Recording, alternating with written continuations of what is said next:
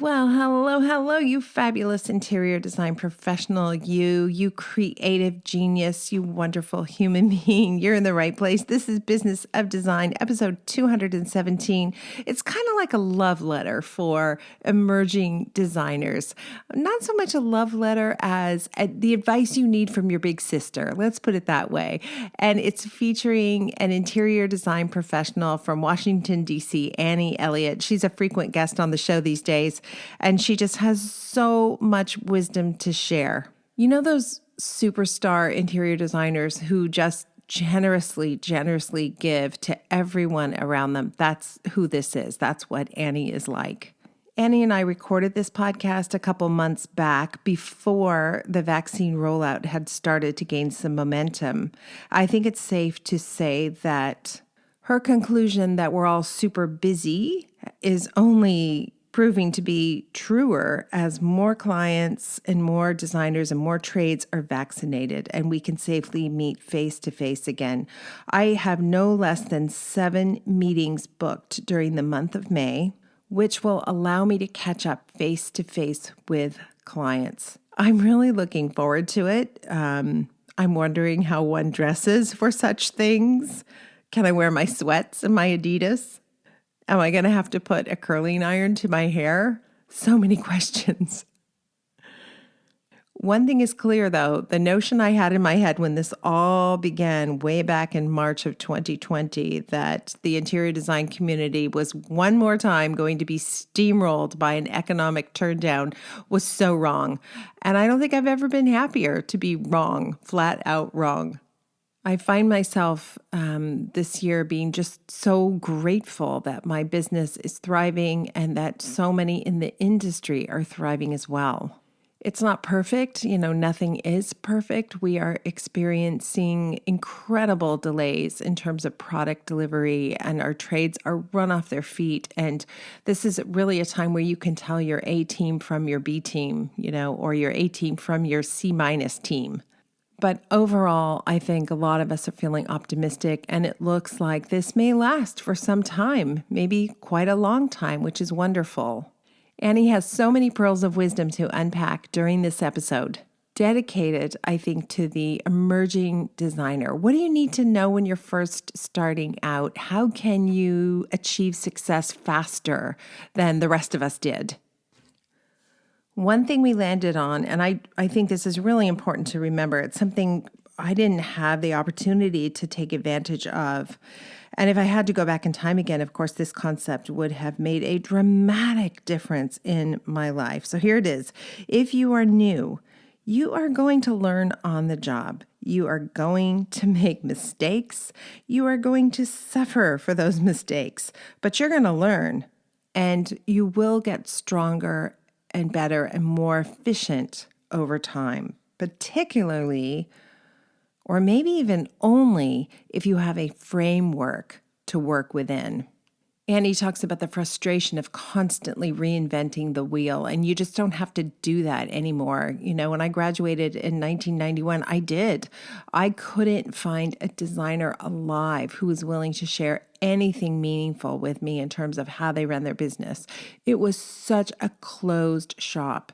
Nobody would talk about their fees. Nobody would talk about how they charged. And certainly you didn't go around telling everybody how you were suffering if your clients weren't happy on a project.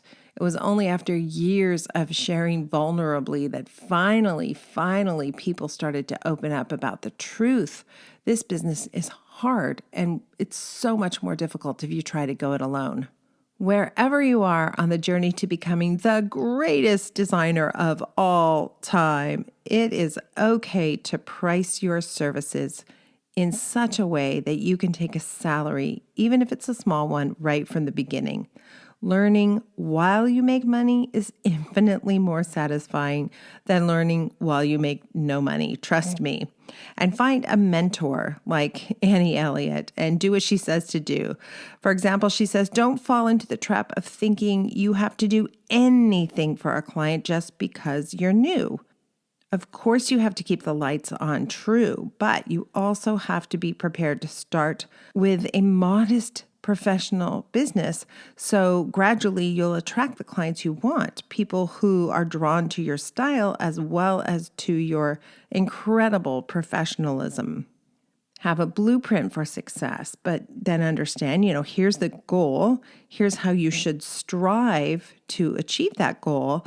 And you're going to do everything you can to follow the model in front of you. But occasionally, if you have to take on a project that isn't your dream job, it isn't your ideal client, that's okay. We all do those jobs from time to time.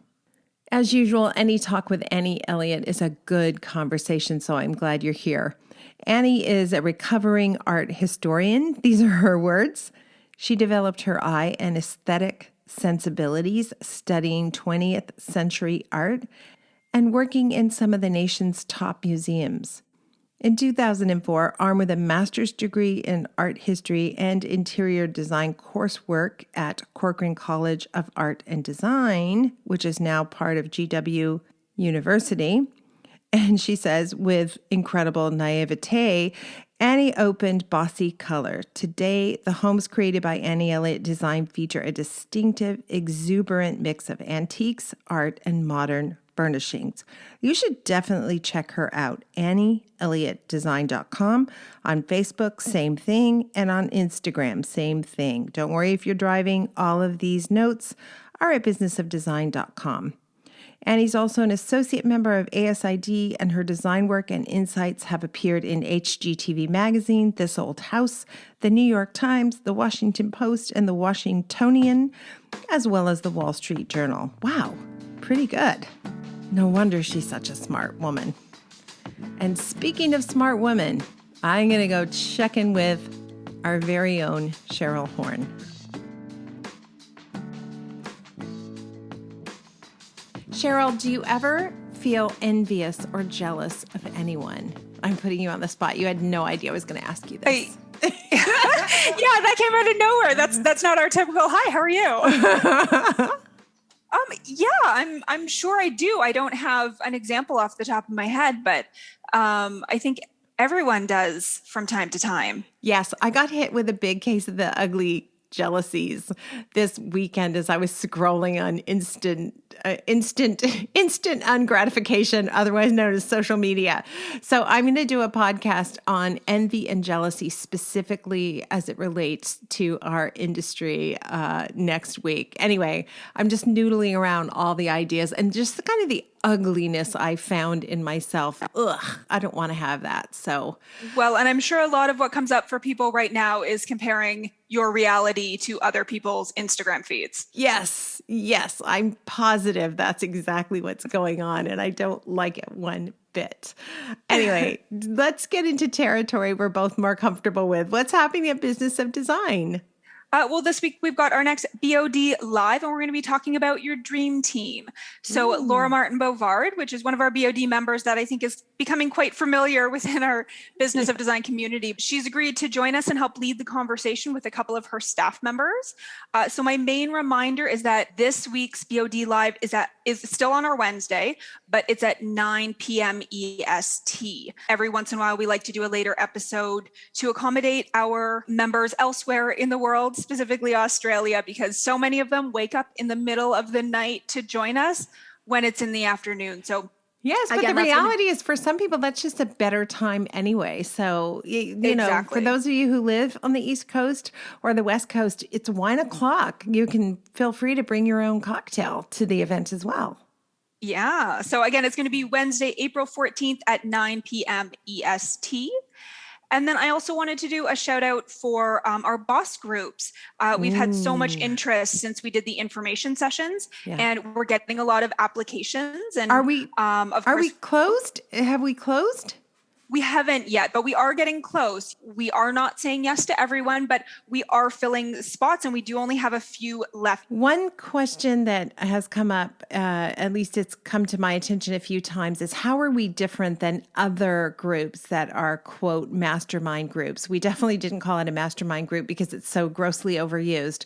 But a couple of things. First of all, there is an application process. And while we love everyone, we know that these groups have to be for those people who who have already achieved a certain level of competence and success in their business. And we're looking to take those people to the next level. So that's exciting. Secondarily, you have Team BOD, and that includes me acting as almost like a board of directors, right? We are going to be there to direct the learning and to make sure your group is moving forward in a specific direction that we have plotted out. And you'll also have a CFO, which for me, if there was nothing else worthwhile about joining a boss group, having a CFO to advise me on how to run my business, man, that would have been a game changer for me early on. So do step up, get those applications in, and we are going to close those groups, I would say within the next month. And I'm super excited to be part of the boss group for sure. Yes, please apply for boss. And we'd also love to see you at BOD Live this Wednesday.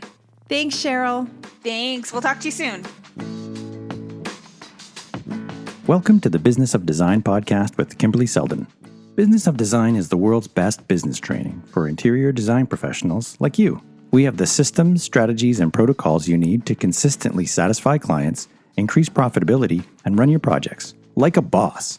Unlike traditional coaching, BOD is a fast track to immediate results. Don't try to do this alone. Join today and you'll have access to hundreds of targeted training modules, plus member perks like BOD Live events, member-only podcasts, preferred pricing, and the support of an engaged community of peers. We all know design matters. At Business of Design, we think designers matter too. I do. Oh, wait, I know okay. what we're going to talk about. I know. We are talking about how in the 15 steps, sometimes I do the trade day, I flip it and I do the trade day after the presentation. I remember that. Remember that? Yes. I So we do. wanted to revisit. So I actually now normally do it your way, but I do understand the case for doing it the first way. So I thought I would make the case. I love that. I'm going to just bust in here and say that Annie and I did have this conversation. Should you host trade day before or after you've done the drawings and planning? It's a question that we get frequently. And if you are a Business of Design member, thank you. And you can hear the entire conversation coming up on episode 11 of MoBOD, Members Only Business of Design with Annie Elliott. In the meantime, there's really good stuff in the members only podcasts. They're short and sweet, no commercials, just immediately into the good stuff. So go to businessofdesign.com and check them out. You'll hear Business of Design superstars like Darcy, Heather, Leanne Bonnell, and Nyla Free talk about their contracts. Jodie Carter of Sydney, Australia is going to talk about her operations manual. So many members specifically share their inside profit and loss numbers with the community here, which I think is really important for us to be talking more openly about. Juicy stuff in there. Don't miss out. And now let's rejoin the conversation with Annie, and we finally will land on a topic for this interview. There was something else you said in your application that was about like the shoulds, like neophyte shaming or Yes. like Yes. Can we start with that? Absolutely. Yeah, I'd love to talk about that. Annie, how are you? I am fine, Kimberly. How are you doing? I'm well. It's been forever. Although recently your previous episode was a repeat. So I got to hear your voice again and we're all like, hey, what's going on with her? Let's reach out. Well, thank you. That was very, very kind of you to play it again. And so what is happening these days? Well, I mean, I'm sure like many of my colleagues, we're really busy right now, which is sort of, almost embarrassing to say since the country is in a state of disarray. But, we're all pretty busy and have adapted our work methods to deal with, contactless interior design. And we actually just finished our first completely virtual project. I had not seen it until we photographed it in December. Isn't that crazy? And nothing was retail. It was still all custom, but it was such a crazy experience. But the woman, it was one room, but it was everything in the room. And the woman could not have been more obliging, more grateful. We just got the pictures back this morning, actually. And what a fun project. That is so exciting. We were so close to finishing our first project that was completely during the period of COVID. And sure enough, another lockdown. And then the clients, the management company said, even though you started your project before the cutoff date, we're saying no to any trades entering the building. So we seem to like get so close to a finish line and then, it's just snatched away. And yes, like you said, it's hard to complain when you still are employed and so many people aren't. So right. I know it's a strange times for sure. Yes, it is. And one of the things we decided we were going to talk about today is how to create a more welcoming environment for those new designers. How much wiggle room can you give them before your kindness hurts them more than helps them? Right. I think my biggest thought about emerging designers or people at the beginning of their careers is that they need to have a framework. I think having something like Business of Design is such a gift. And I encourage, when people call me up for advice or, can you tell me how you got into the business? I always say you've got to join a group like this so that you can learn from the start how things should go, the 15 steps and how things should play out, what an ideal project looks like. But what I faced earlier in my career, I get business advice from different sources. And early on, none of us is doing this for fun, right? Everyone wants to make a living and doing this to support our families and all of that. And in the beginning, I was told many times, like, do not take any money out, put it back into the business. Don't take any money out. You can't have a salary. You can't take any. I was just like, what percentage is okay? Or can I take out a few? And no, you can't do that. So, or you need 6 months of operating expenses in the bank. Right. I remember that advice. Yeah. And how does anyone get to that in the beginning? You know what I mean? So I think one of the pieces of advice we give now is, pay yourself first. Definitely make sure salaries are considered overhead. It is not an optional thing. You can't decide whether you're going to get paid. You have to assume you will and build beyond that.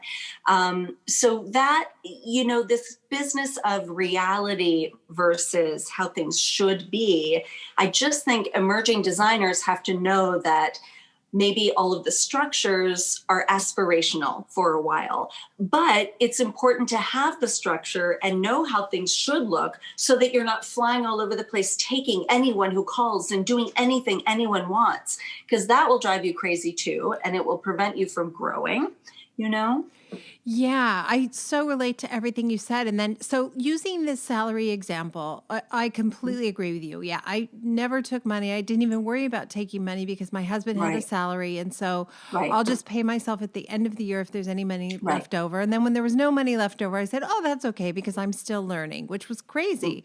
So now I agree. You pay yourself first because that is the quickest way for you to see with your own eyes where you need to charge more money to earn enough to pay yourself. So, okay.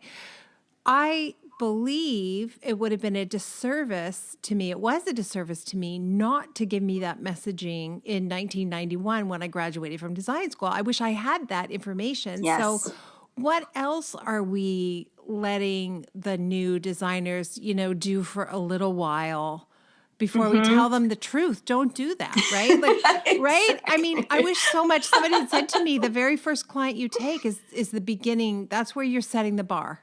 And it took me many years to inch my clients up to the point of a project that I was happy to work on. I don't think any of us really want to spend that much time doing that, right? No, exactly. And so I do think in the beginning, while I'm saying don't take every project, but we work in terms of an ideal client. Who's your ideal client? What's your ideal budget? What's the ideal psychographic? All of that. We go through all of that. But then if somebody calls and they want paint colors and you don't do paint colors or you don't do them as a standalone service, but you're not very busy, you might want to do it. And so I think in the beginning, it is okay to take jobs that don't fill your ideal because you have to learn And every project is a learning experience, as we all know. But I think what you can tell designers in the beginning, instead of looking for ideal clients, look for red flags. So even though you want to be able to take, you want the flexibility as an emerging designer to maybe take a breadth of projects, but you still shouldn't work with crazy people or people who are going to take advantage of you or people who don't want to pay you regardless of what you're charging. So I think that's an I'm laughing because you said you don't want to work with crazy people. I'm like, well, nobody in my family then is what you're saying. I know there is that. There is right? that. But absolutely. Yeah. Absolutely. But, I do think that's something from day one, you can give yourself permission to say, no, I'm saying no to the crazies. Or I'm saying no to things I really, really don't want to do, or a project that's 2 hours away. I'm going to give myself permission to say no to those. But if the person seems decent, if it's, a self-contained project I think I can do, let's look at it as a learning experience, and it's okay to take that. Right. And I think there are the jobs and the clients that you publicly talk about. For example, you might have photos on your website of a particular project that you feel great about, but there are jobs you take where you're never going to take a photograph. I will never photograph this job because it's, as you said, it was, something small. Or if we get a call from somebody, she's a friend of a past client, seems lovely, teeny little job, and we have the bandwidth. We start the job knowing we're not going to take a photograph. Exactly. And then sometimes there's that awful moment in the middle of a project when the client changes his or her mind about something. And Amy and I just look at each other and we're like, well, there go the photographs, like, oh, well. I had a recent conversation with another designer. We discussed, I think it was on a members only podcast, how enticing getting those photographs is, the kind of crazy stuff we'll do to get the photograph, Well, exhibit A, right? Yes. This morning, I'm gesturing. People in podcast land can't see this, but every journalist right now wants to write about home offices, right? That's all they want to write about. And I don't have good pictures of people's home offices. It just didn't occur to me. And so guess what? I'm photographing my own office, which means guess what? I'm wallpapering the back of my bookcase. I mean, it's insane. It's insane, So yes, the things we do. But wasn't it Celery Kemble who said, if you don't photograph a project, it's like it never happened? Yeah. I think, actually, I don't know who said it, but exactly. That's a good thing, right? Is that a good thing? Yeah. Or is that not a good thing? Well, it's not a great thing because photographing is so expensive, but I think it's a good thing to keep in mind if you're wondering whether or not to photograph a project. You just got to spend money on the pictures. I see what you're saying. Okay. I just want to say that one of the best things I ever did was hire a tag team of stylists and publicists before I do the photography. Now I just turn to that team and I think, what do you think? Is this publishable? With all of their contacts and all of their leads in publications in the industry, can you see this project inside a publication that matters to me, right? In May, we're going to be photographing a project that I'm really proud of. The client loves it. It's totally her, and it's super traditional. And when I spoke to my team, they said that it's not really a project they could see any major magazine publishing. It's just not what's fashionable right now. And that saves me some money, right? So instead of taking 2 days to photograph the house and getting every angle, I'm going to do half a day and I'm going to take the 3 rooms I'm most excited about.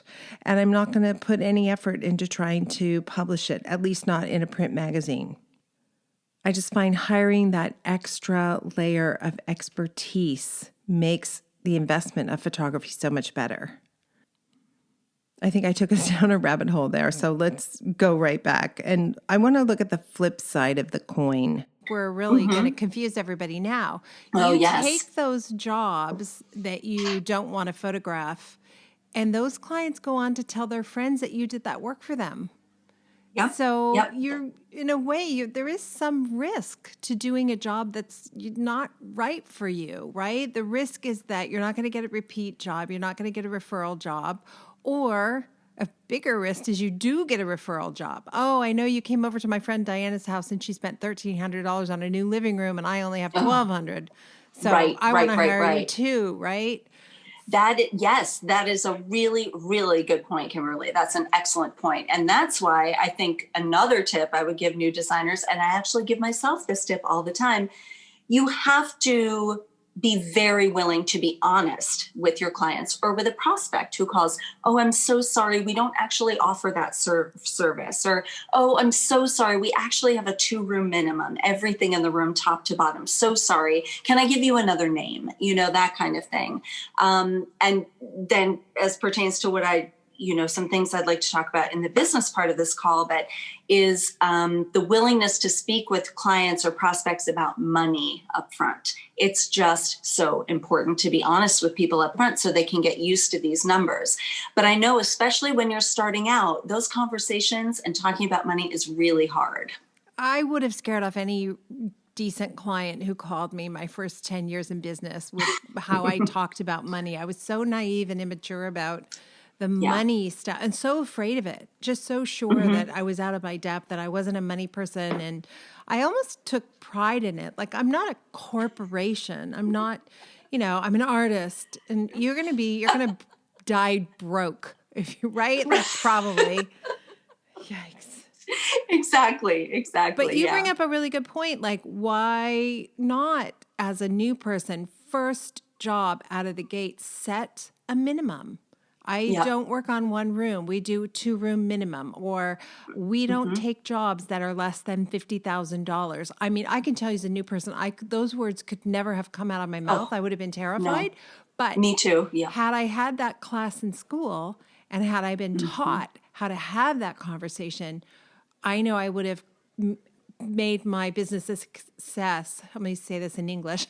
I know I would have made my business a success much sooner. It took me a long time to make all the stupid mistakes I made. And we really don't want the new people to make those mistakes. And I think that's why we say should. Exactly. No, that's absolutely true. And I said for years, I've invented the wheel a million times. I mean, I have invented the wheel a million times, mostly with processes, which is why something like Business of Design is so helpful, because it just takes that out. I mean, we all work in isolation, really. So if you're starting out and you're a 1-person shop, and we know they don't teach you this in design school, what does a contract look like? What does a purchase order look like? You know what I mean? So I think being able to give designers a framework and the tools is so important. And then also the encouragement to say, no, you got to talk about money. But then also be a little supportive if they've taken on a nightmare client and, they thought it was going to be a little job that they needed for the money, but it turned into something else. We've all been there. Yeah. I mean, I would like to say there's going to come a day when you never find yourself in that position again, but that just isn't true. You just get better at spotting it and more quick to get out of it, I guess. Right. But if I could rewind the clock, some of the things you're talking about are the things I wish I had come out of the gate with. Pay myself a salary first, establishing a firm fee structure, a firm pricing model, setting perhaps a minimum. Understanding who my ideal client is. I mean, there are these 20 fundamental things that you should know before you take the first client. And I think I learned one of them maybe in design school. I don't know. Right. What did you learn in design? I mean, I learned how to draw. I learned how to draft. Which is important. Right. I actually didn't go to design school. So all of my design school stories are from people I work with. Right. And every single one of them over the years has said, oh my gosh, we learned none of this. Nothing. We learned you know none what of we this. spent a good deal of time on? An enormous amount of time on the color wheel. If I could give everybody listening one piece of advice, throw it out. Don't worry about it. You're never going to need it. I have not once had to figure out how to use the complements of purple and yellow. Oh my gosh. And then that is so funny. Tragic. And then an enormous amount of time, a full class, multiple weeks on textiles. How fabrics are made. You know what I need to know about that? I need to know how to ask the person I'm buying the fabric from What's in it? Is this for upholstery? Can I put this on an outdoor? Right. Can an Irish setter jump on Yes. this fabric? Like that's what I need to know. And can I spill a glass of red wine? Yeah. Yeah. That You is should what you open need a to design know. school. You should just open a design school, Annie Elliott, just right now in your Annie spare Elliott's time. practical guide, right? Yes. In my spare time. Exactly. Oh my gosh. That's funny about the color wheel though. What a waste of time. Okay, so I wish I had known about salary. I wish I had known that I had the power to set some limits and parameters. And I wish someone had told me that when you set those parameters, rather than scaring clients away, it gives them something to strive for. So that client who's phoning you who has one room and you say, I'm really sorry, we only take 2 rooms, almost invariably will think to herself, well, okay, well, we were also going to maybe do the bedroom next year. So Right. why don't you come and look at both of those? Right? Right. You just right away doubled the size of the job just because you had that boundary. Exactly. No, it's really important to listen when people first call. That conversation is so important. I mean, it really is, because the more you talk with the person and kind of tease it out and ask them more and more questions, it just can be so telling as to whether it's a project you want to take on or not. Now, I will say that occasionally you have somebody call and say, oh, I need a rug in the living room and I need this in the dining room. And you're like, oh, so sorry, we don't really work that way. And then they say, oh, but we're going to do a major renovation next year. So, and that's like the teaser. And I never fall for that one. That is a carrot on a stick. And yes. The problem with that is the most often sticks just keep growing and growing. So the carrot just stays just farther ahead, and farther just away. right up ahead. Yeah. Oh, for me, that's a huge red flag. Somebody who says, oh, if this goes well, then no thanks. Yeah. No, exactly. Yeah. And, one thing, this would be a whole other podcast, but I do wonder, this is such a woman-dominated field. Would men have these conversations any more easily? Do you think it's easier? I mean, is this a woman thing, do you think? Because I tend to think maybe that it's just harder for women in general, I mean, sweeping generalizations, but to be assertive like this and to state your worth and say, no, that's not the kind of project we do. It's interesting. Yes, it's a generalization, but in our experience, where we probably have about 20% of our population are men at Business of Design, 80% are females. The guys back that up. A lot of the men feel a lot more comfortable from the first day asking for money. They're comfortable. They're comfortable saying, I need to be profitable. Like, I even felt uncomfortable acting like I needed money. It felt to me like that was something shameful or embarrassing. Exactly. Yes, dirty or something. And again, this is a for-profit business. This is not charity. This is not me just being nice. It's a business. So I'm glad to hear you say the men backing that up, because I wouldn't want to, go throwing that around if there weren't some info on it. Yeah, it's not 100%, but a lot of them. And I've been in live seminar sessions where invariably there's a couple of guys in the room and a guy will say, well, at the end we'll say, okay, what are you going to start charging now? What's your new fee? And a guy will, the women will say, I'm 95 an hour. I'm 85 an hour. I'm 125 an hour. And some guy will say, I'm going to be 300 an hour. And everybody's like, he can't do that. He just started. I'm like, actually he can. Yeah. And he'll get better clients because that number has perceived value. And he'll make the same mistakes the designer who's charging $85 an hour makes. He'll just make them earning 3 times the amount of money. That is exactly right. No, that is something that I've really taken from you, Kimberly, in that whenever I'm talking even to a colleague, I am very direct in asking people about their businesses, because how else are we going to learn? So I always say, like, I charge X. What are you charging? And they'll say, oh, I charge, very low amount. And I'll say, okay, I'm Kimberley Seldon. Give yourself, you just got a raise. You just have to state your worth. And then do you follow up to see if they gave themselves a raise? Because what I've learned is people will say, like, yeah, I'm definitely going to get a raise. And then you run into them a month later, they're like, oh yeah, no, not yet. Cause Right. One I can think of definitely did. And I was so proud, but yes, exactly. Yeah.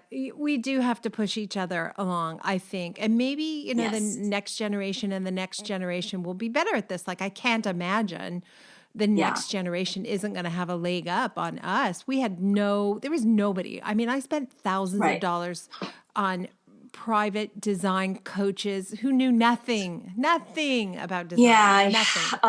That is something I've really learned to trust my gut about so many business related things. I always assume that if somebody says he or she is a graphic designer, well, they must know more about graphic design than I do. Of course, they're going to come up with a better logo than I would. And guess what? If I don't like a logo, you have to trust that. So it's tough, right? You want to respect the expertise, but you have to go with what you're feeling.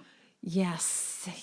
All right. So anybody who's listening, you just started out, or let's be inclusive and say, if you were like me and you were so backwards when you started, you might be 10 years in. And there's no shame in that either, right? Like just start where you are. And from this day forward, it's take a salary, get comfortable with the money conversations, practice in the mirror, role play with a friend, say it until you say it and say it and say it until you don't have to stutter and hem and haw, right? Create Post-it notes on the desk. There you go. I still have those. Yep. Yeah, exactly. Some minimums, perhaps, like I don't roll out of bed for less than X, whatever it's going to be. Like we don't do less than 2 rooms, or we don't do less than 1 floor of the home, or whatever it is. Set those minimums, try it and see what happens. You might be really surprised how effective they are. Yeah. And sometimes you'll get a little pushback. I mean, recently I hung up the phone and felt really bad because a friend of a client called and it just wasn't luckily her timeline was such that there was no way we could have done it.